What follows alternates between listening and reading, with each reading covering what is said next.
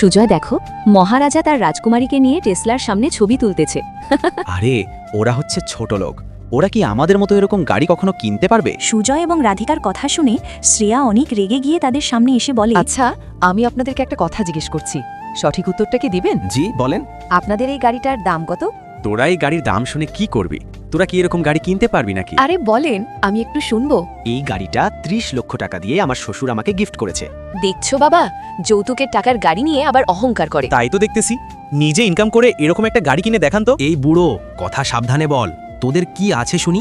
তোদের দুজনকে বিক্রি করলেও এরকম একটা গাড়ি হবে না, বুঝলি? শোনো, তুমি একটা কাপুরুষ, তোমার মাথায় জ্ঞান বলতে কিছুই নেই।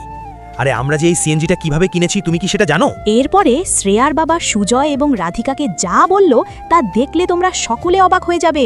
আল্লাহর এই সুন্দর নামটি দেখে যে ভিডিওতে লাইক করে চ্যানেলটি সাবস্ক্রাইব করে দিবে। হে আল্লাহ, তুমি তাদেরকে হজ করা তৌফিক দান করো। শ্বশুরের থেকে যৌতুক নিয়ে সেগুলো দিয়ে অহংকার করা বন্ধ করো, নয়তো একদিন পস্তাবে। এটা বলে শ্রেয়া এবং তার বাবা সেখান থেকে চলে যায়।